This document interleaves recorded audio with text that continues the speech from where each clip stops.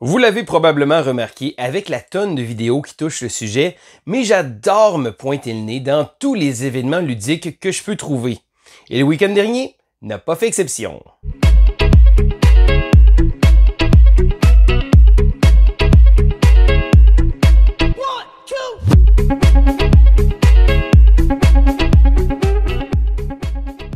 Bonjour et bienvenue à l'école du jeu, mon nom est Sylvain et on se retrouve pour un petit recap de mon week-end dernier. Alors, au courant du week-end dernier, s'est déroulé le Salon du jeu et du jouet de Québec, donc l'édition 2022. Donc après quelques années de pause, on le sait bien, à cause d'une certaine pandémie qui a affecté un peu tout le monde, c'était le retour de cet événement. Et c'est un événement que j'aime beaucoup parce que j'aime ça y aller à chaque année. Et là, non, ce n'est pas une convention ludique là, proprement dit, c'est vraiment un salon. Et là, le salon touche à beaucoup de choses. Il y a des jeux vidéo, il y a des exposants, il y a un paquet de choses différentes. Donc, c'est certain, comme à l'habitude, j'aime toujours ça, aller faire un tour et aller voir un peu, aller pouvoir dire bonjour à tout le monde. Donc, tous les intervenants dans le milieu, que ce soit les distributeurs, les commerçants, justement, les boutiques, les designers, des choses comme ça, j'aime beaucoup ça, aller dire bonjour à tout le monde, pouvoir aller jaser avec tout ce beau monde-là. C'est toujours très, très apprécié. Mais cette année, il y avait un petit quelque chose de spécial parce que j'ai été sélectionné pour être jury pour le concours de prototype de la Créazone. Donc, on était des jurés et on était là pour tester des prototypes de jeux de société et donner notre avis. Mais c'est surtout, oui, bon, c'est certain, c'était pour couronner un gagnant, mais surtout de pouvoir discuter avec ces créateurs-là et de pouvoir faire quelque chose que j'adore faire, c'est-à-dire justement de donner des idées, donner des suggestions, juste tenter le pouls un peu et de pouvoir échanger avec ces différentes personnes-là parce que c'est quelque chose que je trouve très, très important de pouvoir voir justement des nouveaux designers émerger avec des idées intéressantes, des choses comme ça. Et certains de ces projets-là sont tout près d'un socio-financement. Donc, j'ai eu le plaisir de pouvoir tester ces 8 jeux-là. Et là, ça a fait du stock un samedi très occupé.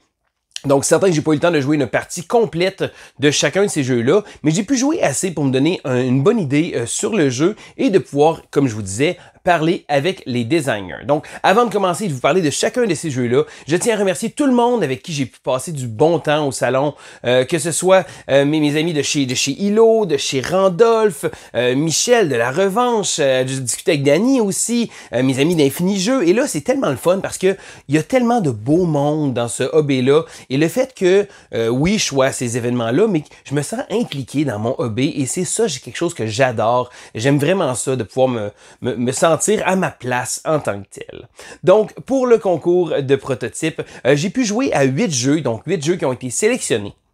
Et je vais d'ailleurs prendre un peu de temps pour vous parler un petit peu de ces jeux-là. Bon, ce ne sera pas une critique complète du jeu, souvent les grandes lignes, mais je voulais quand même profiter de ma tribune pour pouvoir vous en parler. Le premier jeu que je veux vous parler s'appelle les Stickmen.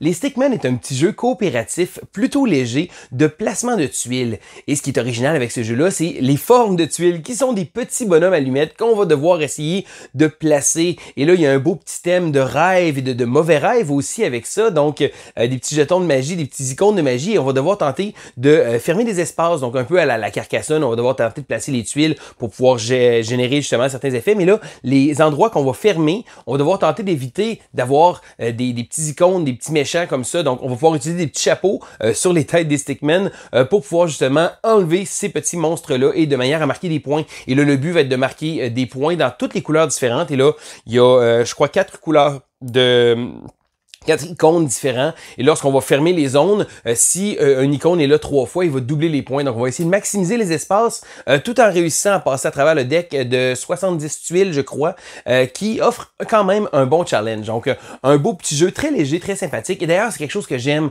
dans le concours. Il y avait des jeux de tous les genres. Il y avait des jeux plus légers, des jeux plus lourds. Et c'est ça qui fait la beauté, justement, de ce concours-là. Et ce qui rend difficile aussi de pouvoir juger donc les différents jeux.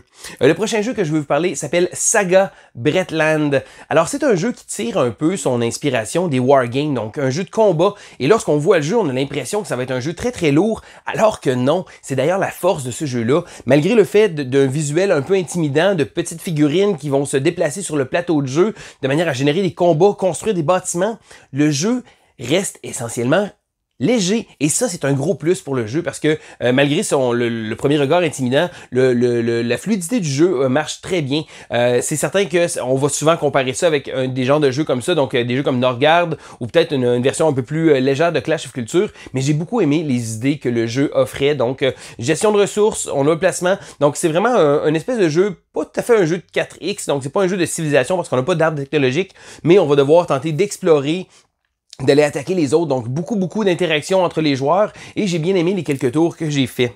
Le prochain jeu que je vais vous parler est un jeu qui, je crois, va être en socio-financement au courant du mois de mars. C'est le jeu Ruse. Ruse a un visuel vraiment mignon. Des beaux petits renards, c'est vraiment tape à l'œil. D'ailleurs, le jeu a gagné le prix du public. Mais sous Ruse se cache un euro avec beaucoup d'éléments. Donc, c'est un jeu relativement costaud, probablement un des plus costauds qu'il y avait dans la sélection. Mais c'est un jeu qui a d'excellentes idées. Le jeu a beaucoup d'éléments différents. Donc, c'est certain qu'il faut pas avoir peur des options parce que, bon, il y a des pistes qu'on va pouvoir monter. On a un déplacement qu'on va faire au milieu de la piste. On a du placement de tuiles qu'on va pouvoir faire pour essayer de générer des chemins. En plus de ça, de gérer nos renards d'eau, donc des petits dés qu'on va devoir tenter de faire monter. C'est une salade de points qui peut donner un feeling de jeu de Feld parce qu'il y a tellement de possibilités différentes. Donc c'est certain que le jeu est dans sa phase finale, donc il est très avancé, il n'est pas final encore, mais j'ai vraiment beaucoup apprécié. Ça reste un jeu un peu plus costaud de ce qu'on peut avoir justement après le premier regard, mais j'ai trouvé que les idées étaient excellentes et d'ailleurs je vous invite à suivre la campagne lorsqu'elle va arriver. Le prochain jeu que je veux vous parler, c'est le jeu Goldlivion du designer Jean-François Gauthier. Alors bon, encore une fois, par souci de transparence, Jean-François est un ami à moi. Goldlivion est un jeu que j'ai joué beaucoup. Donc tout au cours de sa création, j'ai eu la chance de pouvoir le tester avec mon ami Jeff. J'ai trouvé ça très intéressant. Le jeu est dans sa phase finale. Donc là il est prêt pour le socio-financement. D'ailleurs, le 1er décembre, la campagne de financement va commencer sur Kickstarter. Je vous invite d'ailleurs à aller visiter la page de Goldlivion Games pour aller vous mettre un petit rappel par rapport au lancement. Il va également avoir des vidéos qui vont sortir éventuellement. Donc ça a été quand même intéressant de pouvoir voir mon ami Jeff qui était là. Et malgré le fait que je faisais partie du jury, ça a été mis très clair à l'avant, donc dès le départ, que du possible conflit d'intérêts, mais je n'étais pas le seul juge, et d'ailleurs, c'est ça qui rendait intéressant, c'est qu'on était 8 juges différents, donc on pouvait échanger des idées. Goldlivion est un double deck builder qui se joue de 1 à 4 joueurs. D'ailleurs, je vous invite à aller regarder la campagne de financement quand elle va commencer. Le prochain jeu qui était là était une surprise pour moi, un jeu que je m'attendais pas à grand-chose, qui s'appelle Crusoe. Crusoe est un jeu à cocher, donc c'est pas vraiment un roll and write parce que on roule pas, c'est pas un flip and write, non, c'est un back builder and write. Donc c'est un jeu qui, à première vue, semble un peu intimidant. Imaginez un peu le mur d'Adrien, donc Adrian's Wall, un roll and write plus costaud, mais là, on a affaire à un back builder, et là, c'est avec le thème de Crusoe, donc de la survie, on va devoir tenter d'explorer, et on va devoir tenter de gérer nos ressources et gérer nos cubes. Ce que j'ai vraiment aimé dans ce jeu-là, c'est la gestion de cubes. On doit bien gérer et maximiser chacun des cubes qu'on va avoir, et là, la plupart des actions vont demander des cubes jaunes qui sont des cubes d'énergie. Et là, la seule façon d'avoir de l'énergie, c'est de prendre la nourriture. Et là, à chaque tour, je me retrouvais à piger des cubes et là me dire, comment je peux optimiser mes actions de manière à rendre ça le plus fonctionnel possible? Parce que des possibilités, il y en a beaucoup. D'ailleurs, ça peut sembler très intimidant à première vue de voir le plateau et comme, OK, il y a beaucoup d'options, mais j'ai trouvé ça le fun de voir que le jeu m'offrait tellement de possibilités, mais que chaque fois que je tirais les cubes, que je devais me demander comment l'utiliser le mieux possible. Donc, Crusoe a été pour moi une très belle surprise. J'espère que le designer va continuer de faire le tour des différentes conventions comme ça pour faire progresser son jeu. C'est un jeu qui peut avoir beaucoup de potentiel. Le prochain jeu a été un jeu qui a été très populaire, c'est le jeu Deck Hockey. Alors Deck Hockey est un petit jeu de cartes, un petit jeu de pub. On se le cachera pas, c'est un petit jeu facile à prendre en main, facile à jouer, rapide à jouer, et pour nous les Canadiens, c'est un jeu de hockey, donc c'est certain que notre sport national, c'est toujours quelque chose de génial. Donc le jeu est très sympathique, très facile à prendre en main, très rapide à jouer. Donc on peut jouer d'ailleurs en équipe aussi, ce qui rend le jeu encore plus le fun. Petite chose très intéressante, le visuel utilisé pour les cartes. Donc c'est un jeu de deck hockey, c'est un jeu de hockey de rue si on veut.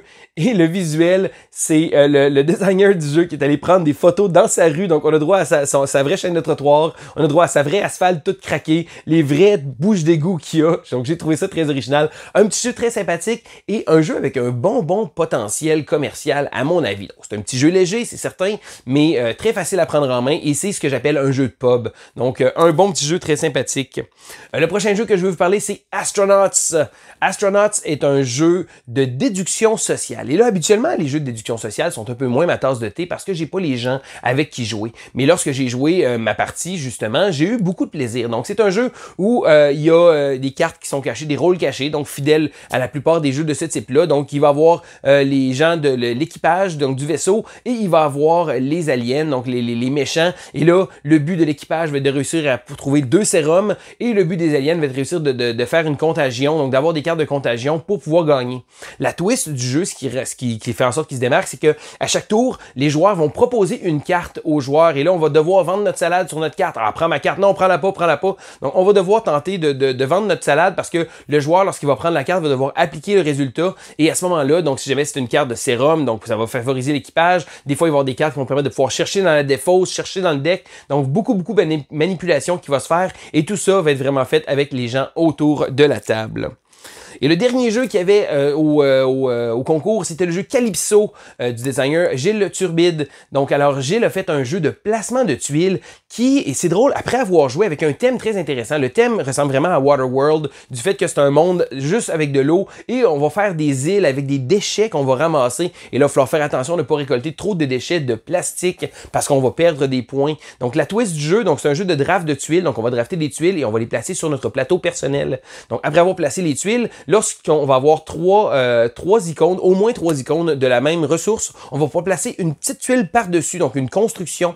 Et cette construction-là va pouvoir faire en sorte de pouvoir générer des effets, comme aller chercher d'autres tuiles, de pouvoir placer justement aller chercher des requins, aller également placer, on va pouvoir placer justement des requins pour mettre des bâtons dans les roues des adversaires. Et il y a un paquet de petits éléments comme ça qu'on va pouvoir construire et fabriquer. Donc le jeu a un bon effet de combo, donc on place quelque chose qui génère un effet, qui fait un autre effet. Et là, on a beaucoup d'éléments qu'on peut faire sur notre plateau, donc on peut essayer d'encercler des poissons, donc il y a certaines icônes de poissons qui sont imprimées sur le plateau. On peut également aller chercher des barils et on va avoir un paquet de petites choses à faire. Donc un jeu avec beaucoup de potentiel. Et c'est drôle parce que lorsque j'ai parlé au designer de son jeu, j'ai dit que ça me faisait penser vraiment à un style de jeu à la Phil Walker Harding, donc le designer de La Land, de Byron Park et beaucoup de petits jeux de puzzle comme ça. Et lui-même m'a dit que c'était un peu une inspiration, qu'il aimait beaucoup ce designer-là. Et c'est vraiment le genre de jeu qui peut plaire à un grand éventail de personnes. Donc ça fait le tour de l'explication rapide des différents jeux avec quelques petites photos que j'ai placées ici. Maintenant, vous voulez probablement savoir justement les gagnants. Bon, comme je l'ai dit tantôt, Ruse a gagné le prix du public, donc vraiment une belle présentation, donc un beau cachet comme ça.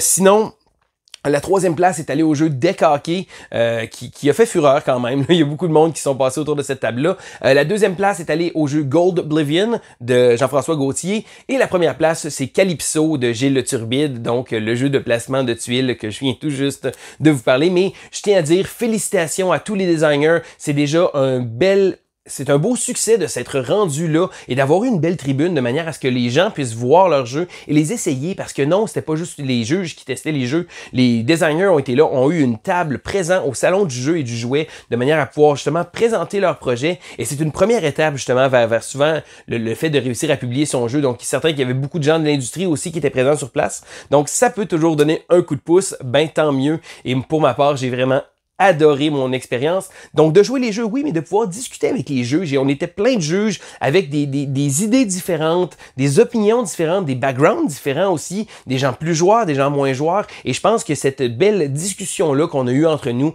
a été vraiment quelque chose de super. D'ailleurs, merci, félicitations à Eric. Eric, c'est de la job de tout organiser ça.